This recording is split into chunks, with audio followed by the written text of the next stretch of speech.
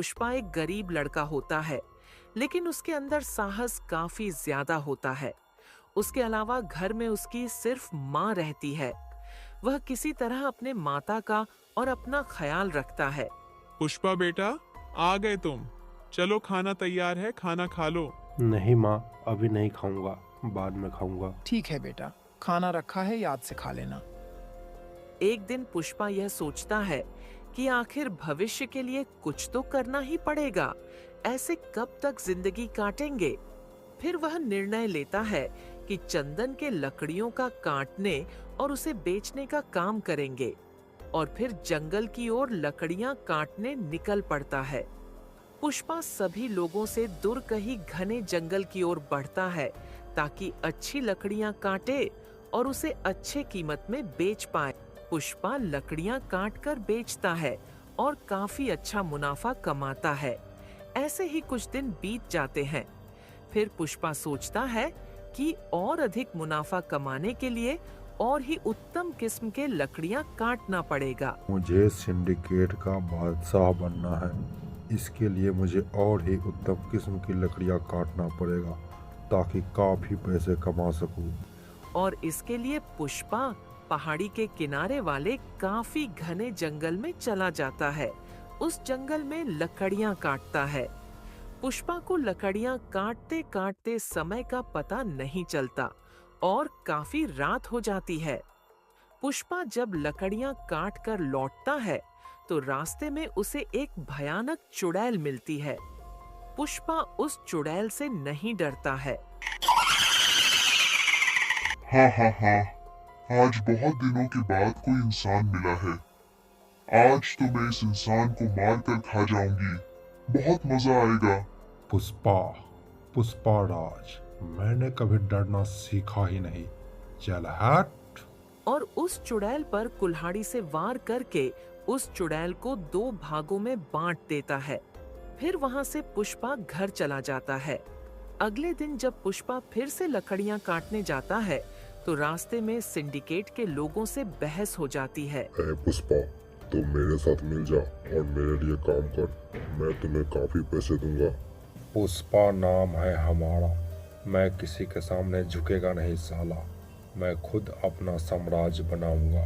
2 पैसे क्या कमा लिया 2 कौड़ी के इंसान। अपने आप को बादशाह समझने लगा। अभी मैं गोलियों से तुम्हें भून दूंगा और किस्सा ही खत्म कर दूंगा। मैंने भी हाथों में कोई चूड़ियां नहीं पहनी है, मेरे हाथ में भी कुल्हाड़ी है। अभी के अभी तुम सबको यहीं समाप्त कर दूंगा। मुझसे पंगा मत लो। तू ठंड रख जन्ना, मैं बात कर रहा हूँ ना। बीच में तुम्हें बोलने की कोई आवश्यकता नहीं है।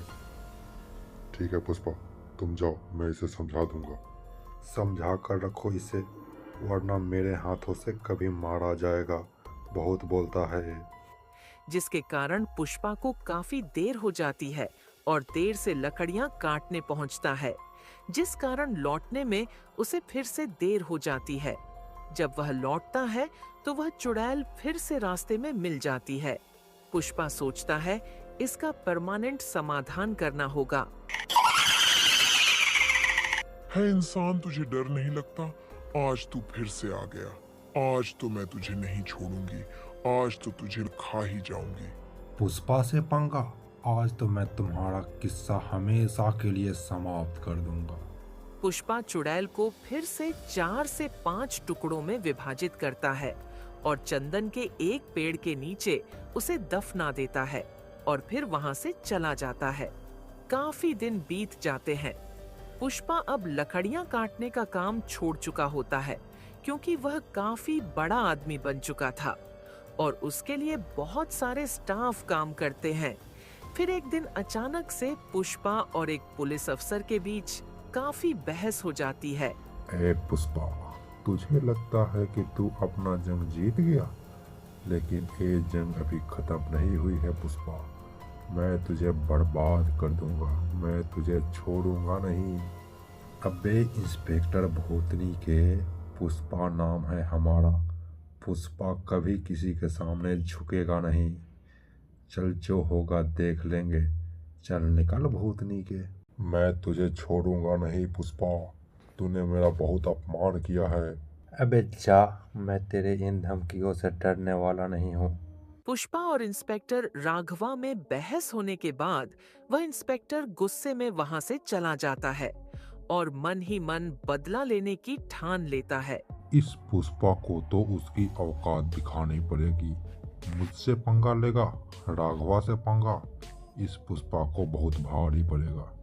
इधर पुष्पा भी अपने कामकाज में लग जाता है। देखो साथियों, बहुत सारे लकड़ियों का ऑर्डर आया है, इसलिए काम में तुम लोग तेजी बढ़ाओ ताकि माल जल्दी से सप्लाई हो सके। ठीक है पुष्पा भाव, बहुत सारे स्टाफ और बढ़ा देता हूँ ताकि और भी लकड़ियाँ काट सकूं। एक दिन जब पुष्पा की प्रेमिका श्रीवती रास्ते से जा रही होती है तो रास्ते में जन्ना और उसके साथी उसके साथ छेड़छाड़ करते हैं। ए श्रीवती, उस पुष्पा में ऐसा क्या है जो तुम उसके पीछे पागल हुई हो? तुम मेरे से ब्याह कर लो, मेरे पास काफी पैसे हैं, मेरे साथ तुम हमेशा खुश रहोगी। जुबान संभाल के बात करो जन्ना, अगर पुष्पा को पता चला तो तुम्हें मार डालेगा। हा हा हा, ओ पुष्पा मुझे मारेगा? 2 गुंडों को क्या मार दिया? तूने तो उसे बादशाह ही समझ लिया। श्रीवती वहां से रोती हुई घर चली जाती है। जब वह घर पहुंचती है तो पुष्पा पूछता है, क्या हुआ श्रीवती, तुम रो क्यों रही हो? किसने तुम्हें रुलाया? बताओ मुझे, जिसने तुझे रुलाया मैं उसे छोड़ूंगा नहीं। फिर श्रीवती पुष्पा को सारी बातें बता देती है। फिर पुष्पा श्रीवती को लेकर जन्ना के पास पहुंचता है। ए पुष्पा, तुम तो खुद ही श्रीवती को लेकर मेरे पास आ गए। लगता है इसका विवाह मुझसे कराने तुम खुद आ गए हो। हा हा। अबे जन्ना, अगर तेरे गुर्दे में दम है तो मेरे सामने श्रीवती को तुम छू कर भी दिखाओ। अगर तूने छू दिया तो मैं इसका विवाह तुमसे खुद करा दूंगा। ठीक है पुष्पा, फिर शादी कराने के लिए तैयार हो जाओ।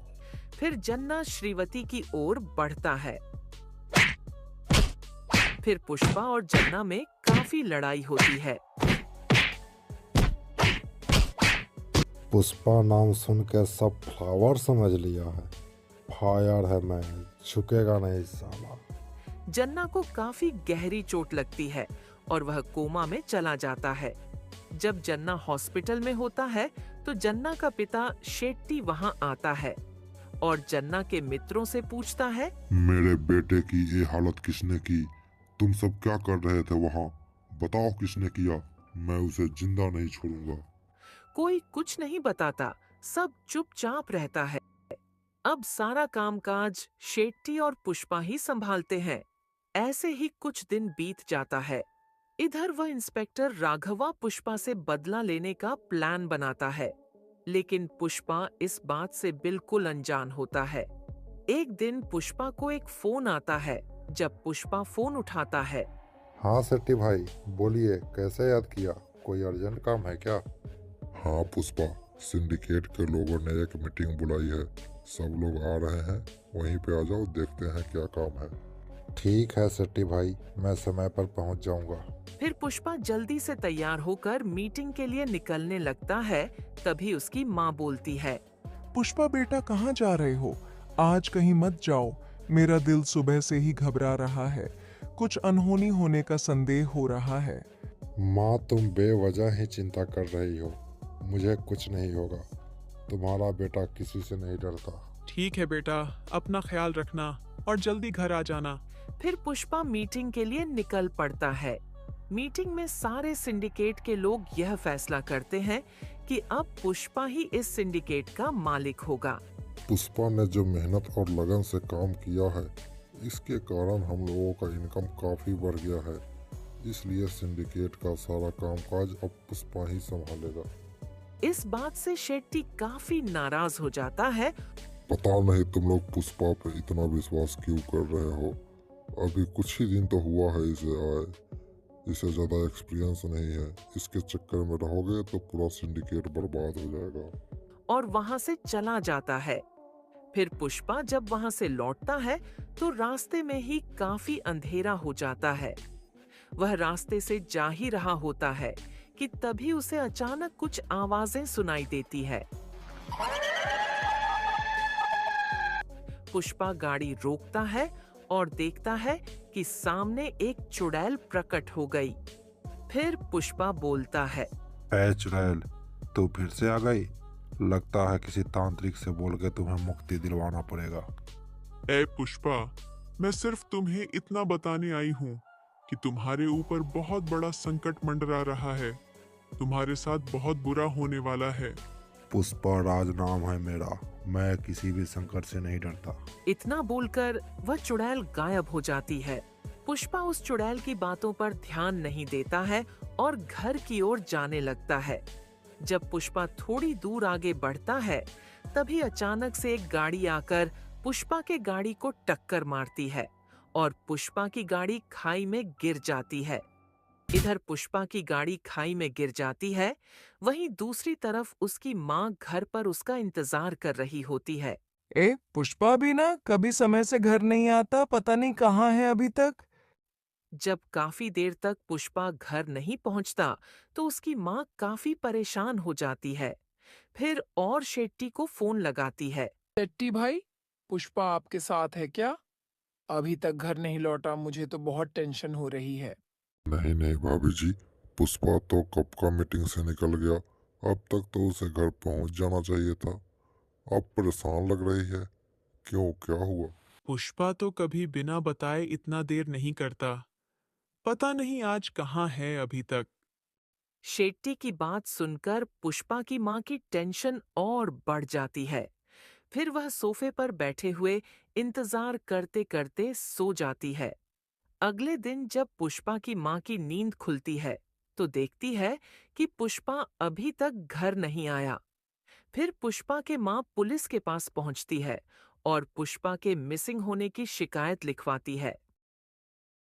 फिर पुलिस जांच के लिए निकल पड़ती है। जब पुलिस जांच के लिए निकलती है और जहां पुष्पा की गाड़ी एक्सीडेंट हुआ था, वहां पहुंचती है, तो यह देखती है पुष्पा की गाड़ी तो वहां पर है, लेकिन पुष्पा की बॉडी का कोई भी पार्ट पुलिस वालों को नहीं मिलता। अब सब तरफ यह खबर फैल जाती है कि पुष्पा इस दुनिया में अब नहीं रहा। इस बात को सुनने के बाद पुष्पा की माँ काफी रोती है। नहीं नहीं, मेरे पुष्पा को कुछ नहीं हो सकता। वो मुझे छोड़कर कभी नहीं जा सकता। वो नहीं मर सकता। जब पुष्पा के कार एक्सीडेंट की जांच की जाती है, तो यह पता चलता है कि पुष्पा का एक्सीडेंट नहीं हुआ था, बल्कि उसके गाड़ी को जानबूझकर टक्कर मारा गया था।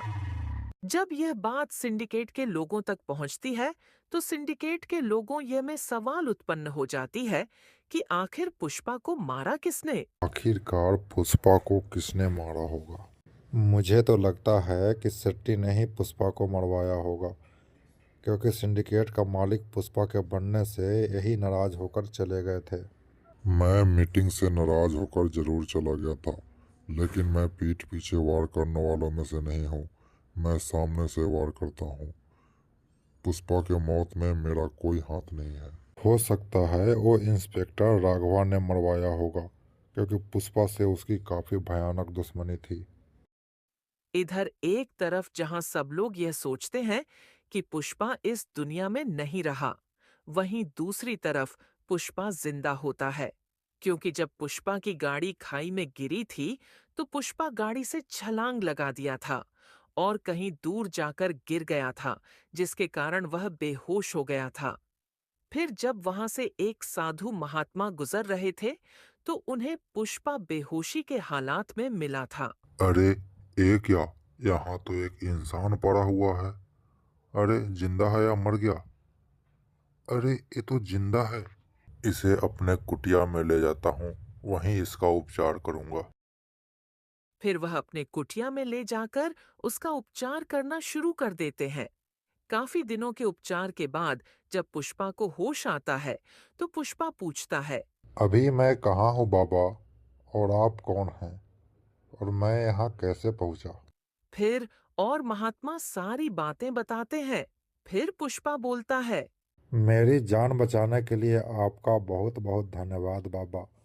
अब मुझे जाना होगा अपना सिंडिकेट संभालने के लिए। वहाँ सब लोग मेरा इंतजार कर रहे होंगे। नहीं नहीं बेटा, अभी तुम नहीं जा सकते। अभी तुम्हारी तबीयत पूरी तरह से ठीक नहीं हुई है। अभी कुछ दिन तुम्हारी उपचार और ज़रूरत है। ठीक है बाबा, मैं ज़रा बाहर से टहल कर आता हूँ। फिर पुष्पा जंगल में टहलने के लिए निकलता है। एक दिन टीवी पर एक खबर दिखाई जाती है कि पुष्पा को जंगल में देखा गया है। इस बात से सब लोग में एक खबर फैल जाती है कि पुष्पा अभी जिंदा है।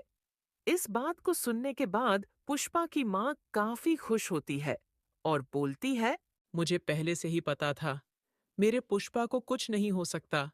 मेरा पुष्पा मुझे छोड़कर नहीं जा सकता। अच्छा हुआ कि पुष्पा अभी मरा नहीं, नहीं तो मेरा बदला पूरा नहीं हो पाता। अब मैं उसको उसका असली औकात दिखाऊंगा। ये पुष्पा तो अभी भी नहीं मरा, इसे तो मैं ही मारूंगा। इसने मेरी जो बेइज्जती की है उसके लिए मैं कभी उसे माफ नहीं करूंगा। सुनो साथियों, अपना पुष्पा भाऊ अभी जिंदा है। वो इतनी आसानी से मरने वाले नहीं हैं। फिर वो आने वाले हैं अपना सिंडिकेट संभालने के लिए। इधर वह इंस्पेक्टर राघवा पुष्पा की तलाश में निकल पड़ता है ताकि उससे बदला ले सके। पुलिस इंस्पेक्टर राघवा जंगल में जाने के बाद अपने टीम को अलग अलग दिशा में भेज देता है और वह अकेले दूसरे दिशा में जाता है। वह पुष्पा की तलाश करते करते काफी घने जंगल में पहुंच जाता है। तभी उसे कुछ आवाज सुनाई देती है। जब वह पीछे मुड़ता है तो देखता है कि पुष्पा उसका सामने खड़ा है। ए इंस्पेक्टर, तुम्हें क्या लगा कि पुष्पा मर गया? पुष्पा नाम है मेरा। मैं फायर नहीं, वाइल्ड फायर हूँ। आज तू मेरे हाथों से नहीं बचेगा पुष्पा। आज तो तुम्हारी मौत निश्चित है। फिर राघवा पुष्पा के ऊपर अपना बंदूक तान देता है। फिर गोली चलने की आवाज सुनाई देती है।